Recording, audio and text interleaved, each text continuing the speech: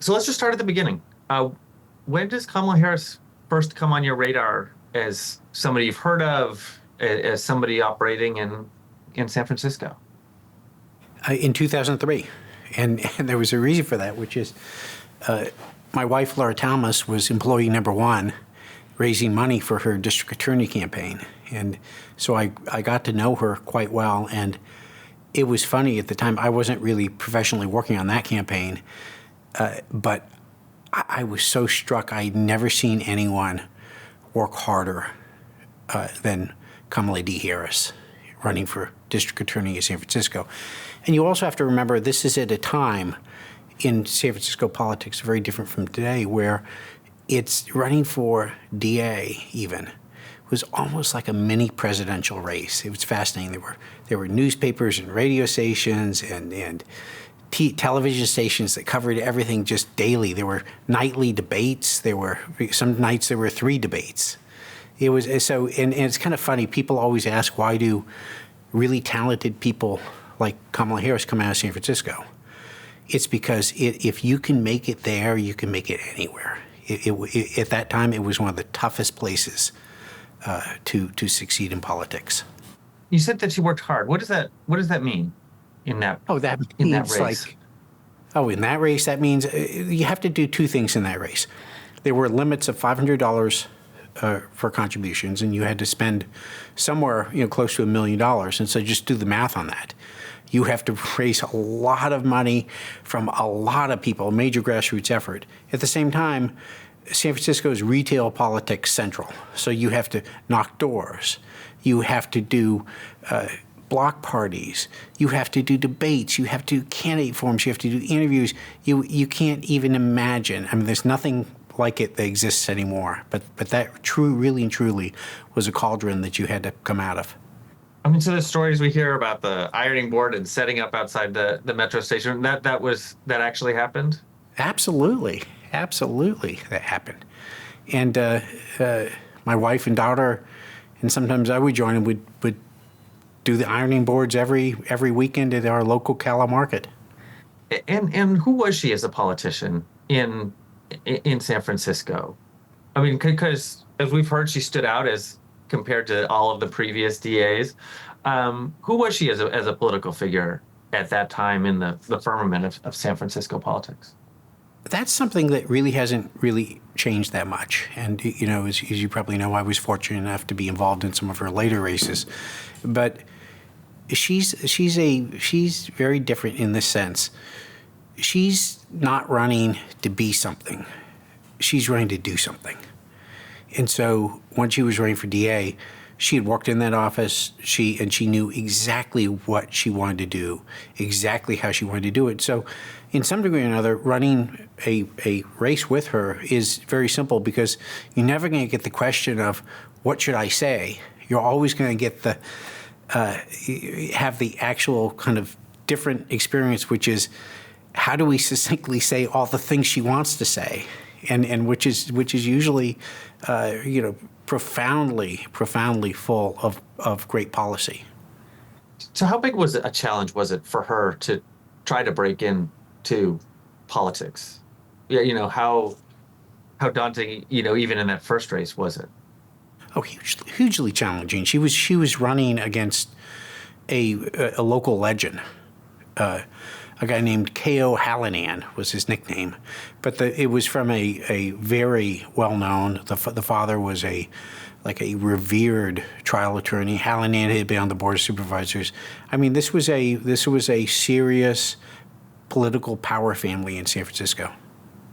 What was she running in? How was she framing herself as a potential DA?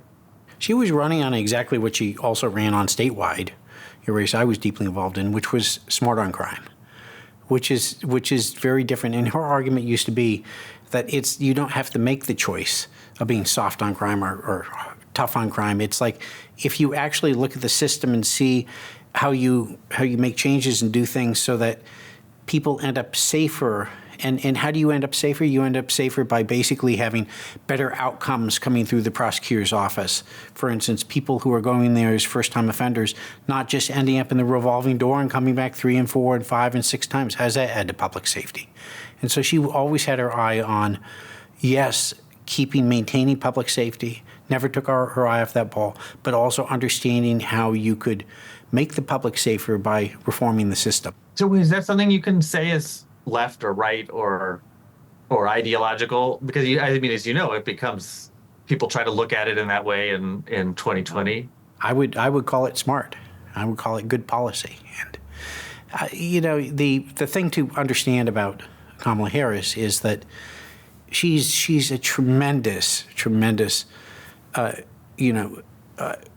really scholar of policy, and she is remarkable in the sense that she won't just say, give me something good and we'll go hold a press conference. She'll want to know exactly what it is, what the effects are, go deeply into it and test it out, make sure it works, implement it in a way that she's really paying attention. I think some of that came from her mother, who was, as you probably know, was a scientist. And so she really believes in being dispassionate about facts and figures and stats and really making sure that things work in almost a scientific way. Did you meet her mother? Oh, yes, many a time. Remarkable person. A remarkable influence on her life. What was she like? Why was she such an influence on her? I think it influenced in 2 ways. She came up in the civil rights movement, and her mother was incredibly involved in the civil rights movement in Oakland and Berkeley. And so she still tells the story of marching and shouting even from when she was in a stroller. And so there's that political influence, but there's also as I mentioned earlier, the influence of having a parent who is a dispassionate scientist and who understands that you don't just go off and try things willy-nilly, but you actually add a lot of thought and method to what you're doing. I mean, and I guess her mom's also a pretty remarkable life story of coming from India, of being a, immigrant woman in science and, leaving it as a teenager. I mean, that must have had an impact on her too, just her mom's example. Really and truly, you were right. I mean, in what way would you see that in Kamala Harris and in what she would get from, how would that shape her? Well, because it leads to to the notion of independent motion, to the notion that you don't have to be beholden to all the social norms, and you can actually be a single mother in the world and really accomplish quite a bit. And so I think to some degree or another it's something that allows you to have a lot of freedom of motion in life. I mean, even in that first race, the relationship with Willie Brown comes up, which Donald Trump is talking about to this day. I mean, is that tied in to gender and is that where that issue comes from? No, I mean, that issue comes from something very simple. And it's the first thing I say to all women who want to run for office, and I said to Kamala D. Harris, which is that if you're one woman running for office, you have to understand that you are going into a political contest, and the contest is such that the rules have been written by men for over 2,000 years, and you will have 2 things. You will have to work twice as hard, and you will be judged twice as harshly. And how does she, as a politician, adjust to that and deal with that environment? Oh, she works 4 times harder, and you also develop a very thick skin, and you realize that there's a lot of baked-in things that you're not going to solve, that you just need to get through. I mean, that does seem to be a theme of her life, and and she talks about it now with all of the scrutiny that she's under and the types of attacks that she's getting from Donald Trump, and she says, I've been hearing it all of my life, and this is the latest of it, and she sort of moves on. I mean, can you help me understand that? Because obviously other people don't do that. They respond to them, they get angry about it. Yep. It can be devastating. Can you describe, how she reacts in a moment in a campaign when she's dealing with that kind of criticism, and how she responds? The great thing about her as a candidate is that, first of all, she's seen it all. As a matter of fact, that's one of the things that's going to be a huge advantage in the presidential race. Is she's run for all these different offices, but she's also run for president of the United States. And to some degree or another, it's like you can explain to people like what it is to run for president of the United States. You can read books about it, but you don't know it until you've actually done it. And so actually, I think that live experience is going to be so valuable in the next few months. And you can't ever underestimate that. When she wins the DA race, did you have a sense then of the impact of it? How important was that moment in her career? Oh, it's incredibly important. She's a groundbreaking person holding this office, one of the few who's, even in California, African-American women to hold that office. And so, again, more scrutiny than you can imagine. But again, here was someone who professionally knew what it was to be a prosecutor, because she had been a prosecutor. Here's someone who knew that office intimately. And here's someone who had very distinct ideas of what policies she wanted to implement, what she wanted to do with that office. And so she was incredibly effective, and she had a tremendous legacy in that office. And she must have had to convince people when she walks in that door as the DA. There must have been some skepticism, especially if in the law enforcement world, and she's different, physically different from them. Yeah. I mean, well, I think there always will be, and there always was. But I tell you, from my experience in the Attorney General's race, it's like a huge amount of law enforcement, mainstream law enforcement, lined up against her, and our opponent had 5 columns of law enforcement leaders supporting him, and it would have been very easy once she won to have just dismissed all those folks and kind of taken the attitude, well, that they were against me, why should I care what they think? Instead, what she did was quite the opposite. She spent really the first few years being Attorney General meeting with them all, bringing them together, and creating a bond and a working relationship with a lot of people who opposed her.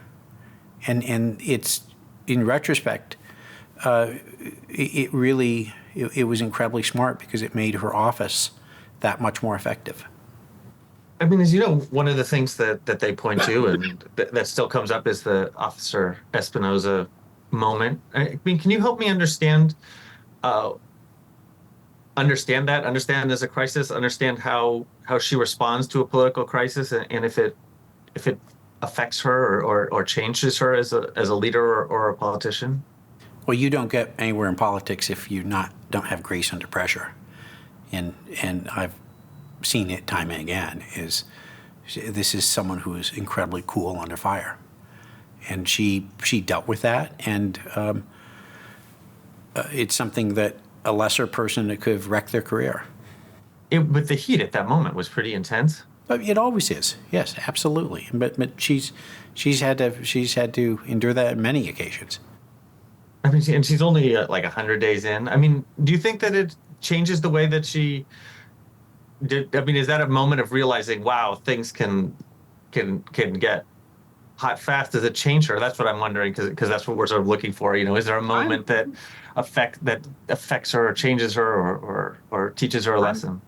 I'm not sure any of that. I think it probably more than anything showed the world that this is someone who is tough under fire.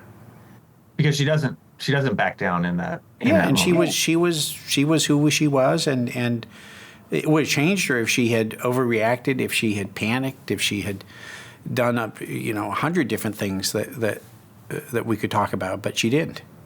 So tell me about how you get involved in the attorney general race. And does she come to you? You come to her? How do you get Well, involved in that? we knew each other, and through politics, and if we knew each other. Of course, my wife was her fundraiser, and it's funny. She was in 2008. I was running Hillary Clinton's campaign in California, then in Texas, and in North Carolina, and I had in California lined up virtually every endorser you could imagine for Hillary Clinton. And the one, like, incredibly, she obviously did it because she thought he was the right candidate, but also had the foresight to see the potential of Barack Obama. So she was like one of a handful of people in California who supported President Obama. And so it's kind of funny. We knew each other really in as rivals almost, and I think both of us ended up with a real with probably a better appreciation of each other as a result. And so, does she come to you and say, "I want to run for attorney general"? Oh yeah, then we literally, I mean, the attorney general's race. We talk about it and we get organized, and we realize that there is this huge amount of excitement around the election of President Barack Obama. And so we launch her campaign for Attorney General very non-traditionally, incredibly early, to try and really capture a lot of that momentum that had been built from that campaign. And obviously she was instrumental supporter, and also really to bring as many folks from that coalition into the campaign. But just like in San Francisco, my goodness, that was a 2-year campaign.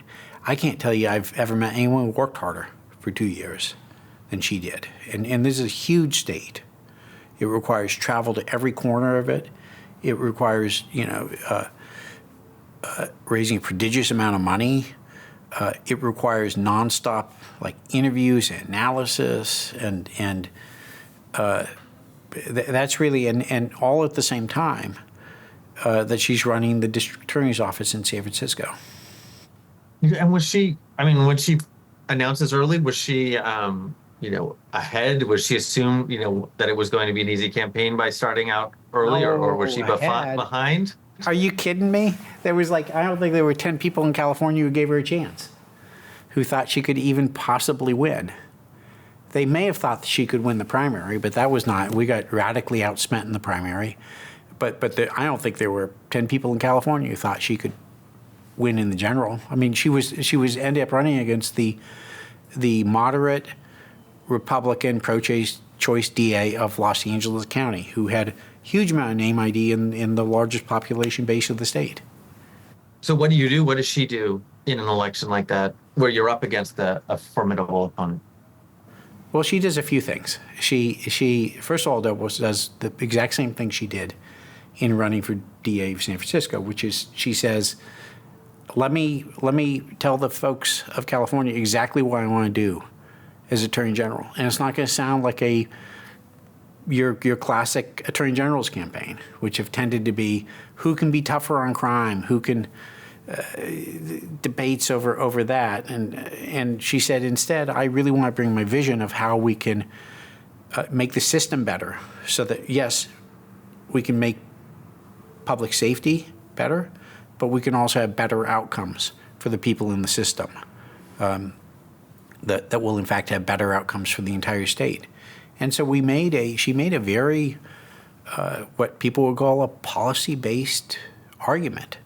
And I think our opponents didn't quite know what to think of that, because that I don't think it ever really happened in an Attorney General's race. And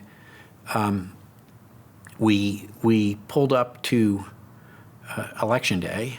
We had been outspent by a fair amount of money, but the most curious thing happened towards the end of that race, which was the Republican National Committee had somehow or another, they had figured out that there was this woman of a lot of talent, and they literally decided they wanted to kill Hercules in the crib.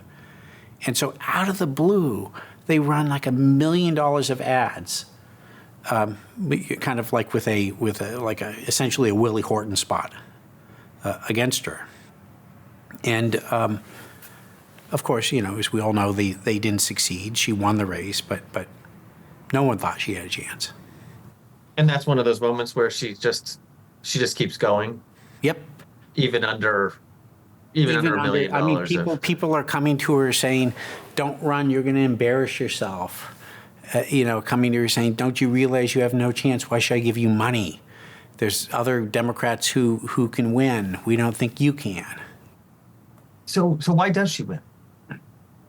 She wins because people eventually, over the course of the campaign, realize that she's the real deal, and they like her, and they want to have an attorney general who's not just a bunch of tough on crime slogans, but really wants to do something a little bit different. And the election is pretty close. The election results. The election is unbelievably close. As a matter of fact, on election night, we're sitting and we're watching the votes come in. They're coming in, and at one point, maybe 9 o'clock or so, our opponent goes on TV live in LA, and it does more or less declares victory, and we're behind in the early counting, and it hits 10 o'clock or so, and we figure, okay, live TV, we should go out there and say something. And so, she goes out there to do one of these very standard, love you guys, thanks for your support, there's a lot of votes to count, we're feeling good about things, et cetera, et cetera. And then I'm with her, and we're walking back into the room, and she notices everyone's crying, and she's like, "What did I say?" And I pull out my phone, and I show her, well, the San Francisco Chronicle has reported that you've lost. But they don't know what they're talking about, because Alameda County has not reported. And as you probably know, Alameda County, actually where we're sitting here today, is one of the biggest Democratic strongholds in the state. So we're behind a little bit, and then maybe it was 2 or 3 a.m., Alameda County comes crashing down, like literally like an anvil falling on our opponent's toe, and the thing flips, and we have a lead that through two long weeks of counting sustains. And you brought the headline from that moment? This sits in my office to this day on the wall. It is the original modern-day Truman Dewey headline, and someone had clearly pre-written the piece because of course she was going to lose, and they posted it on election night before her speech. And I keep it on my wall to remind myself and all the other candidates I work with that you always don't ever believe anyone tells you you can't win. And you think that's something that a lesson that she took from it? Absolutely. Because how many tough arenas has she walked into again and again and again, and always ultimately succeeds, despite the odds against her. As you look back at that time that she is the attorney general, she talked about it in the speech that she gave the other day. This is what I did as California attorney general. This is who I went after. This was the types of crimes that we prosecuted. How important was her time as the attorney general of California to who she is, to her political identity? Oh, I think it was very important. But I would say, maybe one of the most interesting aspects of that was something that happened early on in her term, which is, as you probably know, she's elected, and there's this huge mortgage fraud national scandal that's unfolded, and it's become clear that all the big banks are going to need to pay some form of payout to all the folks that they victimized. And she's brand new, freshly minted Attorney General of California. And she quickly sees that the administration of the man that she's just supported is asking for what she thinks is a lot less money than really is deserved, or there should be. And she does, honestly, it's one of the most politically courageous things I've ever seen anyone do, because it's really easy to fight your political foes, people from other parties on things. It's really an act of courage to stand up to your own people. And she stood up to this new administration, and she said that's not acceptable, and she didn't back down until she got the settlement, much, much larger. And then she did something else that's worth noting, which is that she went the step beyond. She didn't just go get this money for the victims. She asked the next question, which was, how do we make sure this doesn't happen again? And she worked with members of the legislature, and they crafted a series of bills, and they're called the Homeowners Bill of Rights, to enshrine in California law all the protections so that we don't have to revisit this again, so that these homeowners can't be victimized in the same way. You've probably seen the accounts of her time as Attorney General, where people say she was very cautious. She didn't want to weigh in on controversial issues. What do you think of that portrayal? It's absolute nonsense. The history of attorney generals, and this is something very specific to California, is that they write these things called the title and summaries in the books, and to some degree or another, you're like a judge who's not going to prejudge a case in this case, because you actually have to adjudicate it. So that's just an absolute nonsense charge. Yeah, so you don't think she was trying to avoid taking a politically... No, she was taking her job. She was taking her job seriously. That's the only thing that tells you. You've dealt with a lot of different politicians, and they come from different backgrounds, and they come from different professions. And she came from the profession of being a prosecutor. How does that shape her as a politician, as we're about to talk about her moving on into the Senate and national politics? Why is she different from other politicians who might not have that background? Well, being able to argue a case in court takes a lot of mental discipline and an enormous amount of talent. It's probably something that you rarely see these days, because so much of what's done is done in computer pleadings and other virtual ways. But she really came up in the day, where there were Clarence Darrows walking the world, and there is I think kind of to be mentally prepared to walk into a courtroom and present a case to a jury and a judge and persuade them to your side is an incredible skill to have, and she mastered it.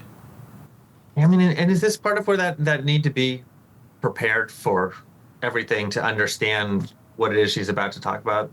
Does that come from that? Oh, 100%. A lot of it comes from that.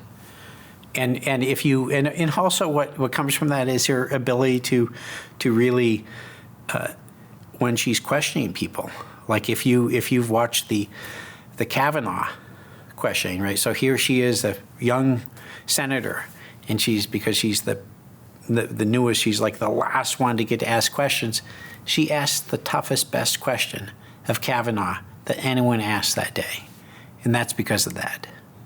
She understands how to frame questions, how to ask them, how to cut to the core of things in a way that you can't do if you've never done that job.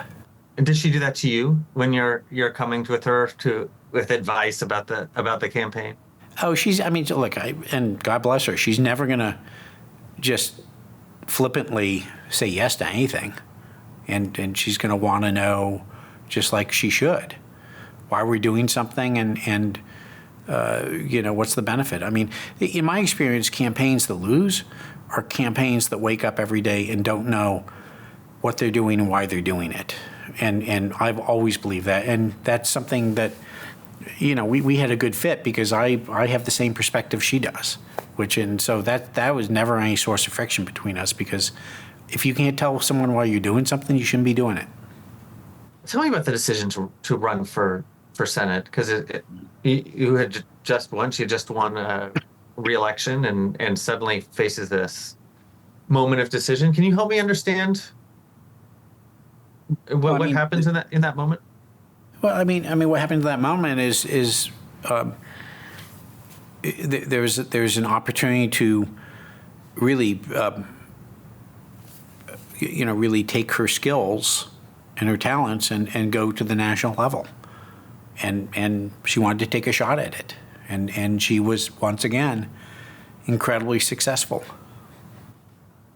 I mean, was there a debate inside about do you run for governor? Do you go for Senate now? No, she always wanted. She wanted to run for Senate, and it was a great decision. Why did she want to run for Senate, as opposed to the other opportunities she had? Because she thought she could make the greatest impact there. And like in what way? Oh, in every possible way. She believed that she could take a lot of the things that she learned working in the criminal justice system and start start having a national impact on those things. She thought she could take her knowledge of the banking system and what had happened as a result of the mortgage crisis and take that knowledge and protect a lot more people and going all the way back to her passion for civil rights. She thought she could make the biggest impact on issues around civil rights and civil liberties. From the U.S. Senate. Was that a hard campaign? The Senate campaign by that point? Well, I don't think it was you could ever have a harder campaign than the Attorney General campaign. All campaigns are hard in California, and she's one of those candidates who could be up 99 points in the polls, and she would work just as hard as if she was down 5.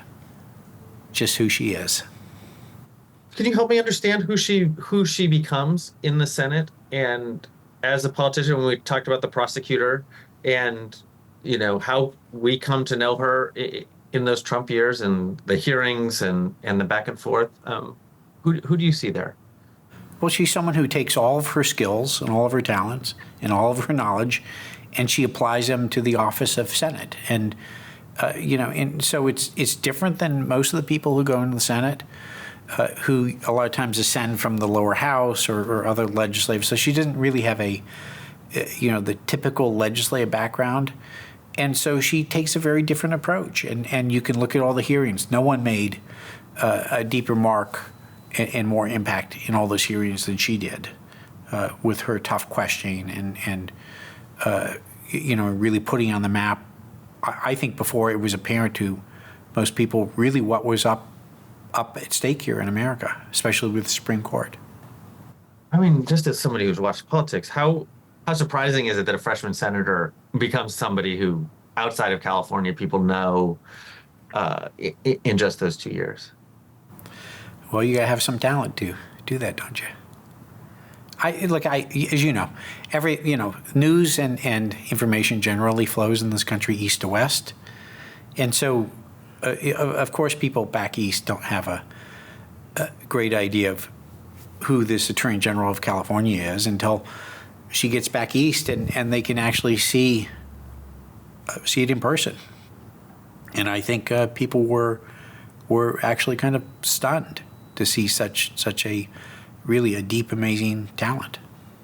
Were you surprised by the reaction on the right to her? The social media attacks on her, the sort of right-wing focus on her as a central figure that they identified as a target?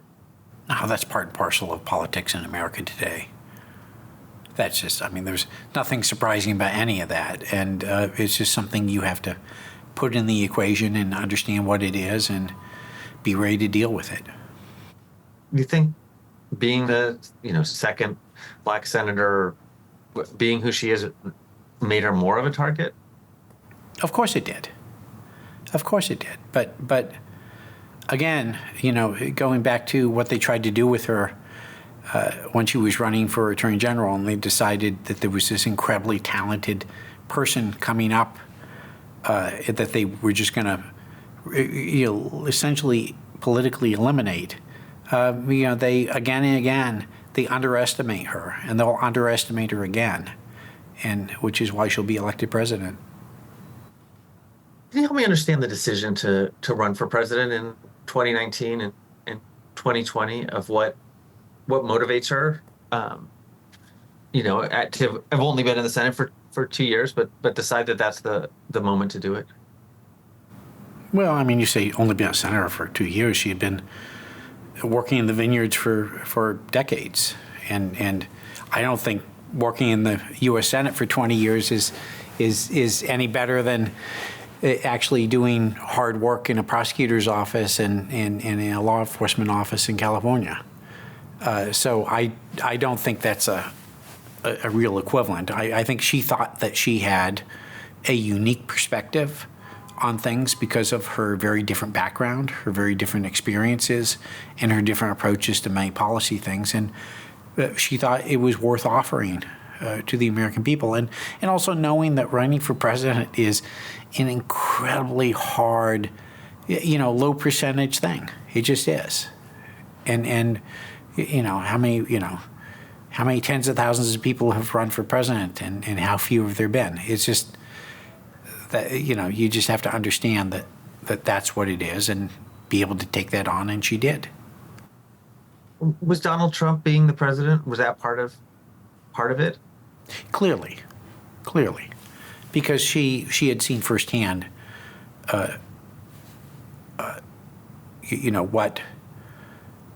what the country had reaped as a result, and she thought she was the best person situated to take on Trumpism. Can you just bring me sort of inside, and was there a moment where she first talked to you about it, or said that she was going to that she was considering this? She thought about it for a while, and she did her usual deep dive into what it is, and talked to a ton of people to really figure out what was involved, and God bless her. She really does have a very much a Socratic method when she delves into something like this, and she was just didn't jump in willy-nilly. She literally did a full survey of not so much her chances of winning, but like what this really entailed, and in terms of travel, fundraising, support, wear and tear on your family, on your personal relationships, all of that. And then she decided that that she was going to do it after a few months of really thinking it through, which is I think pretty admirable. Does she tell you, I'm going to do it at some point? Yeah, there's a point where she tells a whole group of people that we're going to do it, and we get together, and you may have seen the tape of did this huge launch in front of Oakland City Hall with 10,000 people or so, and it laying out what she wanted to accomplish and what her campaign was going to be about. And really from that day forward, she campaigned incredibly hard. But listen, running in a primary for president of the United States, I don't care who you are, that is like one of the most difficult things you can ever do, because you're running against people who are highly skilled, who have lots of resources and have been around a long time, and so you're running in the most competitive environment possible, and you're also running an environment where you have to really campaign nonstop and debate nonstop and deal with the press nonstop. So it's as I said earlier, the great blessing about that campaign was that she now knows and very few people know exactly what it is to be a candidate for president of the United States, and that is going to serve her incredibly well as we go into the election. Were there things you think that she learned from? Were there mistakes that she made that she would have learned from, going into this time? Oh, look, everyone makes mistakes in campaigns. That's just what campaigns are. I don't think I don't think you learn from the mistakes per se. I think what you learn from is how you rebound from the mistakes, and that's something she's always been incredibly good at. And you can look at the presidential race, and no matter what was thrown at her, she rebounded. And at the end of the day, there's a lot of people who like to give grades on, did she run a good race? What was that? But to some degree or another, to a large degree, politics is like sports or finances. Like, did you do a good job? Well, did the Boston Celtics win the world championship? Yeah. Did she become vice president of the United States? Yeah. Was that campaign ultimately a tremendous success? Absolutely. I mean, and the moment that if you ask people about it, that they would remember would be the debate moment when she says, that little girl was me. And I understand you were involved in preparing her for it and in sort of doing some of the research in preparation. Can you just tell me the story of how it came together? There's really no big story about that. That's standard debate prep, which is figuring out that had become an issue in the presidential race, and figuring out how to talk about something that's really become a live ball. And she went out there and used all of her skills and delivered quite persuasively. I mean, some people say that for her it's hard to talk about. In fact, she said it herself, that it's hard to talk about herself, to talk about her past, that she's more comfortable talking about being a prosecutor than she is, her childhood. I mean, was it difficult for her to talk about it in the debate or in general? I don't think that much.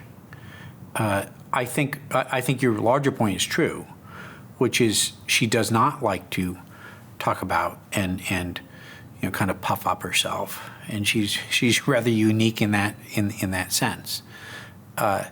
But I don't think that's what that was. That was a matter of really talking to something that was like I say, was a live ball in the race at that point. And when you saw it, did you realize the impact of it? Yeah, I mean, there's like, if you missed that, I don't know what you were watching. Yeah. And what was the effect of that on the campaign? Well, the effect was clearly in the polling. She really became noticed as a top tier candidate almost immediately.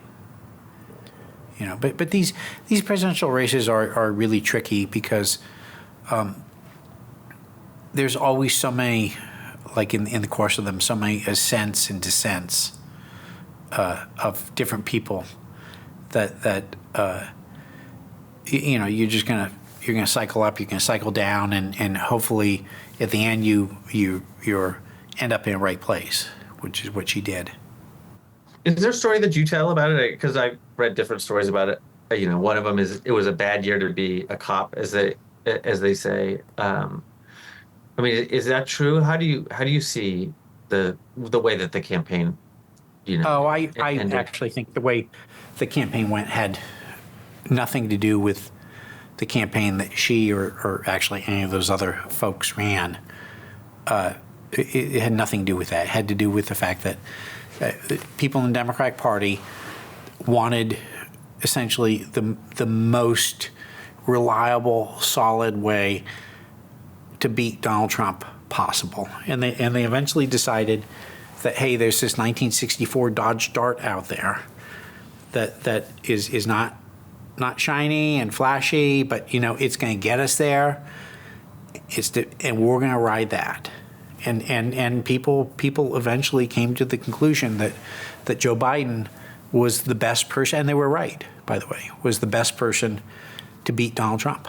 And you could say that about anyone else running in the race. That was really the greater dynamic in that race. I mean, and he comes to the conclusion that he needs Kamala Harris by his side. Why? What did she bring to the campaign as a vice presidential nominee? Well, I mean, she brought incredible talent and dynamism and charisma and incredible speaker. comes from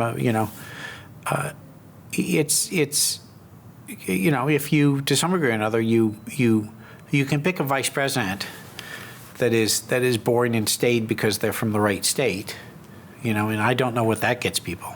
Or you can pick someone who's dynamic and interesting and is going to light up a room, and that's what he did. Smart decision. What did you think when they win, and she's sworn in, and you knew her way back when she was still setting up the ironing boards? You could give me your perspective on that moment and on her rise to the vice presidency. The perspective on, the perspective on anyone ascending, is always a little bit, seems to be almost like unfathomable and unbelievable. But at the same time, in her particular case, if you've ever worked with or known Kamala Harris, you kind of scratch your head and you go, oh, that's actually not so surprising, is it? Did you stay in touch with her as she went into the White House and became the vice president? Always stayed in touch with her. Yep. She is one of the remarkable things about Kamala Harris is no matter what her position, no matter where she is, no matter what she's involved in, she always stays in touch with her friends. Like on any given day, she'll be calling people to wish them happy birthday. She'll be following their families. She'll be following their children. I can't tell you the number of times she's done events or raised money for or helped out charities or nonprofits. Never, I'm talking about a ways back, but never expecting a press release, never expecting a press notice, never expecting a TV news story. Truly a remarkable person. As you're watching her adjust to the vice presidency, and there's lots of stories about her, and there's the Lester Holt interview, and there's, especially in those first year or two, what are you thinking as you hear sort of the Washington take on her vice presidency? Oh, I'm thinking that when you go back east and you're a Westerner, you're going to get hazed for the first 2 years or so, and then people will eventually come around and acknowledge your talent. And I think she really hit her stride, coming out as the person really in the midterms and before the midterms on the issue of choice and becoming the national voice on that. And I think people finally turned their heads and took notice of that. But VP is just like one of the tough. You can go back through history, look at all the VPs. Every VP has gotten skewered at one point or the other. That just comes with the territory. That's not the question, though. The question is, can you ascend from kind of the natural hazing and skewering that just comes from that office and actually make it into something bigger? And she did that. Maybe I think it might be helpful. Can you tell me why it's such a hard job to walk into, to be the vice president of the United States? Because you first of all, you don't have hardly any power. You're always going to play second fiddle to the president, and for whatever reason, nationally, we always love to kind of like poke at our vice presidents. That's just always been the history of it. I don't know why. As you say, it does seem though that the narrative changes after the Dobbs decision, and to some extent as it gets on, as there's questions about Joe Biden's mental acuity and other things. Did you see? You've sort of answered this, but let me just ask you again, so it's just sort of separate. Did you see her coming into her own in those last 2 years? Oh, there's no question. She completely came into her own. She hit her stride. She hit her issue. She was talking about something that she was familiar with, but more than anything, she was talking about something that and this really animates her more than anything, that has a profound effect on people across the United States, in this case, women, who were really, for the first time since the Roe decision, looking at having this fundamental right taken away from them. And she's ultimately a fighter, and when she gets in fighting mode, watch out. I mean, she's stepping into a tremendous moment of crisis for the Democratic Party, from her perspective, for the country in the stakes and in the election. I mean, can you help me understand her in this moment and everything that you've seen? Who's the Kamala Harris, who's becoming the nominee of the Democratic Party? Oh, if there was a right person for a moment, this is the right person for the moment. And you kind of have to ask yourself a fundamental question, and excuse me for getting a little technical here about electoral politics, but if you go back and look at what happened in 2016 and why the polls were wrong and why Donald Trump won despite all the polls, it was because he got in there, and in that particular moment in time, he animated and energized a huge number of people who weren't normally in the political process. And he brought them in. And that's, again, why the polls were all wrong, because essentially he added a whole bunch of new people to the equation that none of the pollsters, none of the people on the Clinton campaign saw coming. That's what she's going to do. She is, her energy, her charisma is going to, and her fresh look, at all these things, is going to animate, is going to really have the countervailing reaction to what happened in 2016. You're going to see more new people register. You're going to see more new people, get involved into the process and vote. And I don't know what the polls are showing now, but I promise you they're going to underestimate her.